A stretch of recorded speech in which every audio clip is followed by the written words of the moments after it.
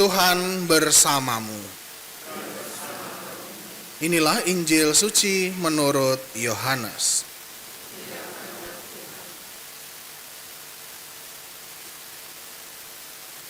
Pada waktu malam di hari pertama pekan itu, berkumpullah murid-murid Yesus di suatu tempat dengan pintu-pintu yang terkunci karena mereka takut kepada para pemuka Yahudi.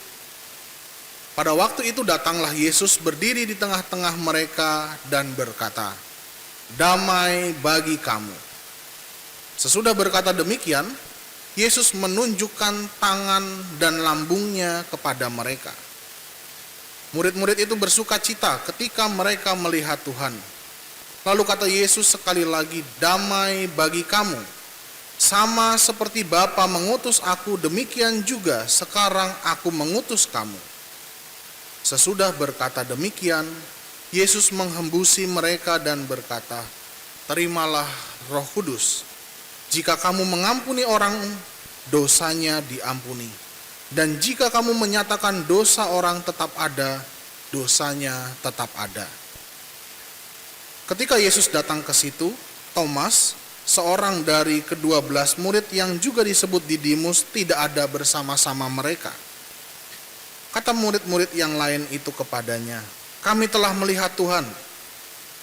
Tetapi Thomas berkata kepada mereka, "Sebelum aku melihat bekas paku pada tangannya, dan sebelum aku menaruh jariku ke dalam bekas paku itu dan menaruh tanganku ke lambungnya, sekali-kali aku tidak akan percaya."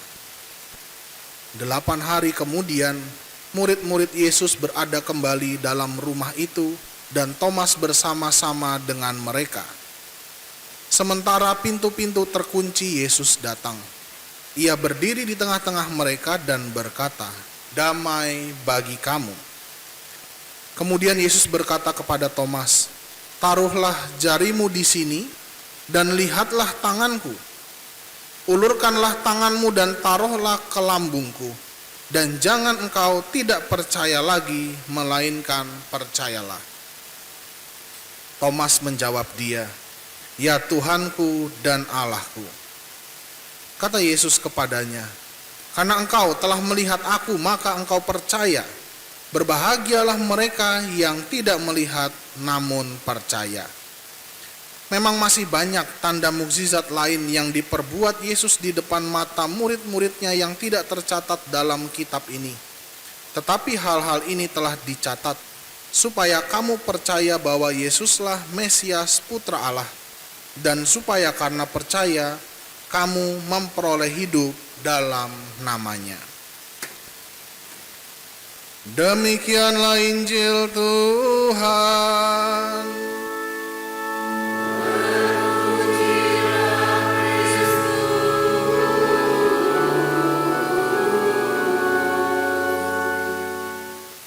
Mari kita hening sejenak, kita merenungkan firman Tuhan yang kita dengarkan.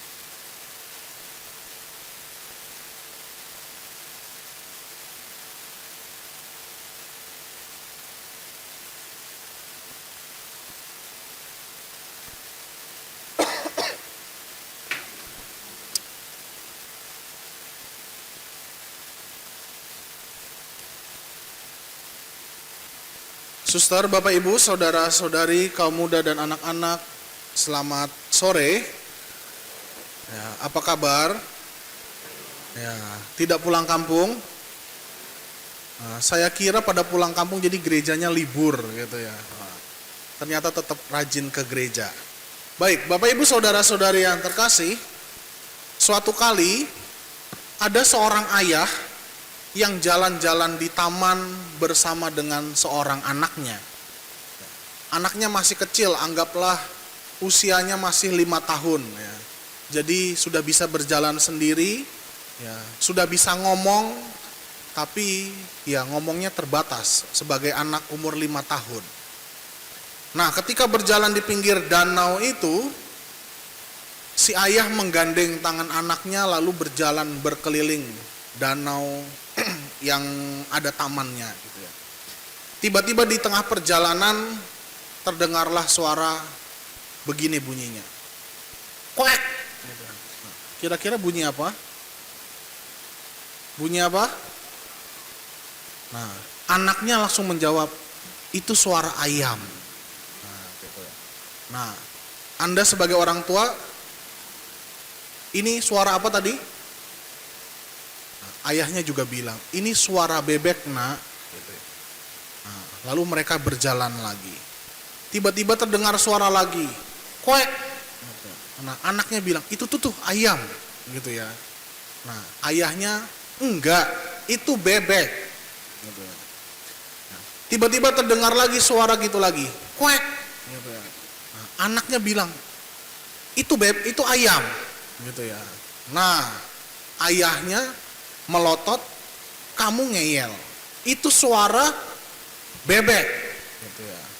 Nah, akhirnya terjadilah perdebatan antara ayah dan anak ini.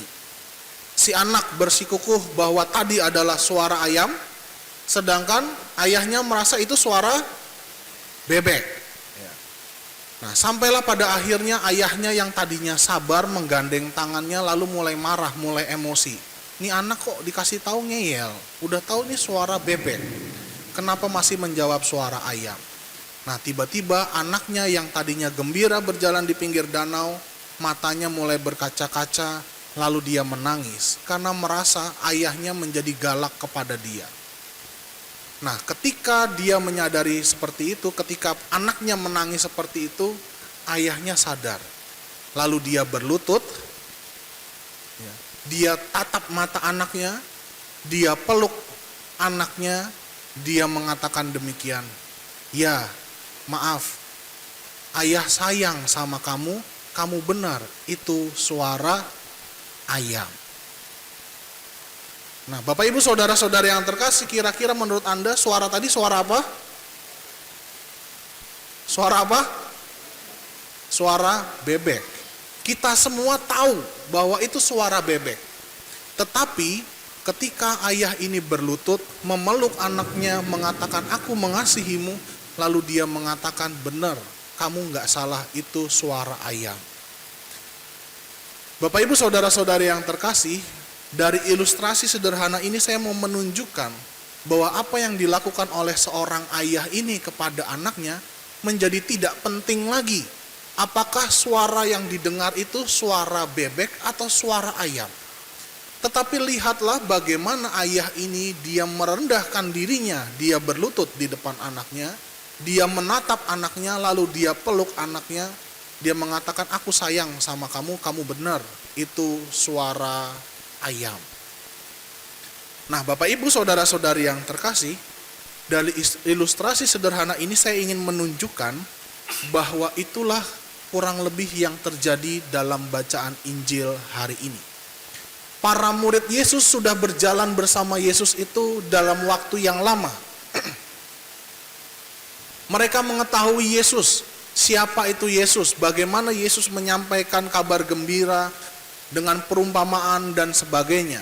Mereka melihat Yesus, bagaimana Yesus itu mengajar, melakukan mukjizat ini itu, menyembuhkan orang, membangkitkan orang mati dan sebagainya. Mereka tahu betul apa yang disukai oleh Yesus, apa yang tidak disukai oleh Yesus. Tetapi ternyata dalam sebuah peristiwa salib di mana Yesus harus menderita wafat di kayu salib, semuanya menghancurkan gambaran mereka tentang siapa itu Yesus. Maka gambaran yang dimunculkan dalam bacaan Injil tadi dituliskan bagaimana bahwa para murid itu berkumpul di suatu ruangan di mana tempat itu dengan pintu-pintu yang terkunci karena mereka takut kepada pemuka Yahudi. Mereka berpikir jangan-jangan setelah pemimpin kita, guru kita dibunuh, setelah itu giliran kita yang dibunuh.